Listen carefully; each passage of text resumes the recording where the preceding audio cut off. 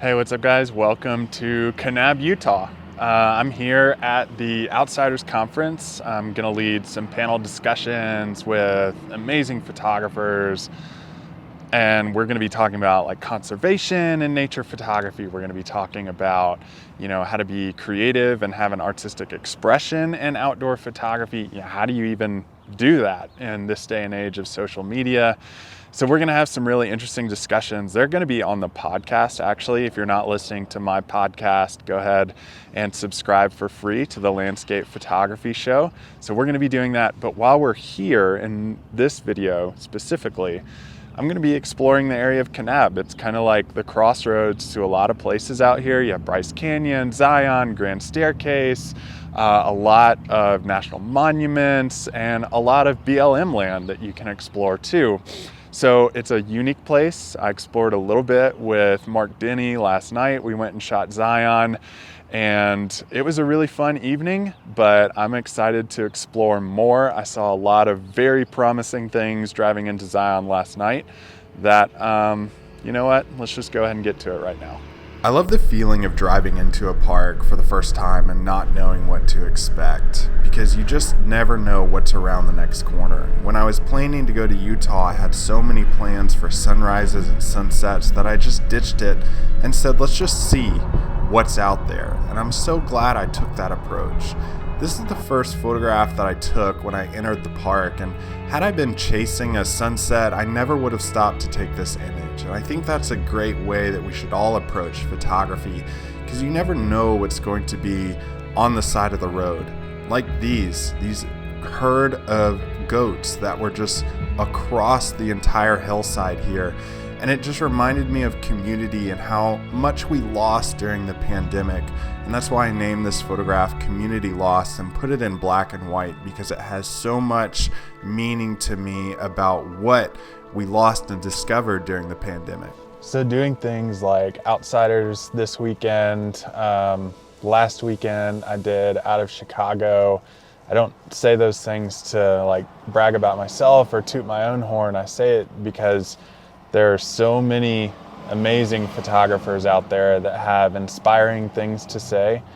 And this trip is so different because I'm noticing a lot more that I normally would pass by. And it has a lot to do with just photographing what you see as you're driving through, not worrying about what the big fun shots are. Now, I mean, the photograph that I shot last night, that was a big iconic location. It was fun to shoot. There are also fun shots just along the way. And I honestly used to be afraid to shoot those because they weren't the items that people were really noticing or worried about, or I thought wanted to see. But I think it all comes into play of photographing like your vision when you come to a place and what you see and what you notice and the world through your own eyes. And last night I was driving through here, and like on these walls that are behind me, you have these really interesting plant features that are growing out, and some of them are really green, some of them not so much, and then some of them have these bright red blossoms on them. And I'm just trying to find some driving around right now. I don't know if I can film myself actually getting out and shooting those because I'll be right on the edge of the road.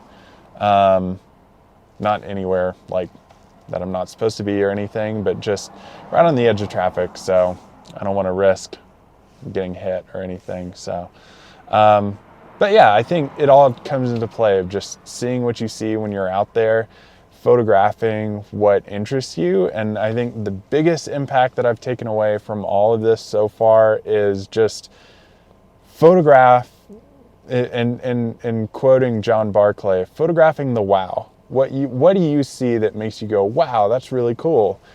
Photograph that stuff, because no one else really sees that stuff like you do. First of all, sorry, Mark, for not pointing out this shot, this intimate scene, but I love this photograph because of the wow, the resilience of nature and how it finds a way to grow and create just contrast in and of itself, complementary colors. We're literally just there to take a photo. After this image was shot, I decided to just explore more shots like this. I kept the same resilience approach to this photograph, calling it determination of how nature just finds a way to live anywhere on Earth. It's amazing to me. At this point, I was feeling positive, but around the corner really hit me a different way. So Zion has been incredibly beautiful. It's really fun just to kind of walk around and photograph small designs and small scenes. I know that's not the most popular thing to do, but it's oftentimes the most enjoyable thing to do, especially when you can walk around, you have time to explore. And I've found that my best photographs come when I have time to just walk around aimlessly and explore with no expectations. I will say though, this trip into Zion has been one of the most sad trips because I've seen more graffiti, like rocks scratched onto the faces of beautiful designs of rocks that could have made great photographs that took years to create naturally from nature. And then also, these are actually considered vandalism by the National Park Service. These cairns that people build, they actually have park rangers go through and throw the rocks back in and remove those. So just a quick PSA. I know it doesn't seem like it's doing that much harm, but they are vandalism because they're taking the rocks out of their natural habitat and creating something unnatural in a national park. So just a quick PSA. I'm not trying to be like a big grump or anything, just trying to help everybody follow the rules. But the graffiti is, it's sad. It really is sad because it's just a beautiful place and there's no reason to like scratch your name.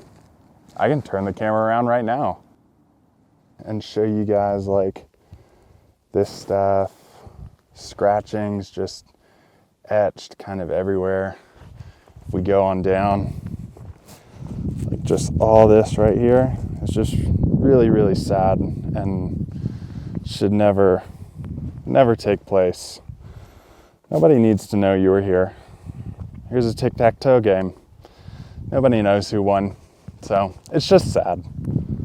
Even though I was pretty bummed at this point, I decided to take this photograph, and in the extended exclusive version of this video over on Patreon, and that link is in the comments section, I did a full edit of this photograph plus one more in this video to show you exactly what I did to get my results.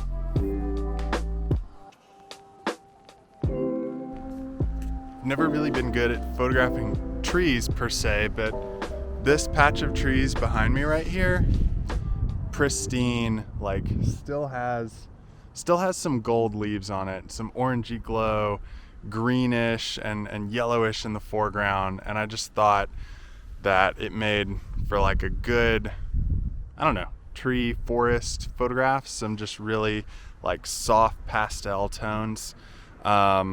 And it was just a good shot, good feeling.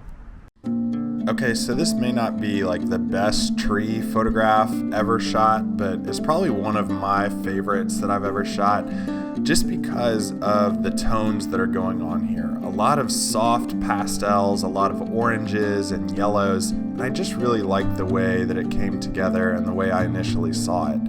Now, hiking through this wash, I also saw some interesting storm light that was happening up to the north of me, and I photographed this as kind of like a nod, a homage to the black and white photographers who came before me, who really paved a path into nature photography, and they documented nature in a way in black and white that I've never been able to, and I saw this photograph and had to snap it.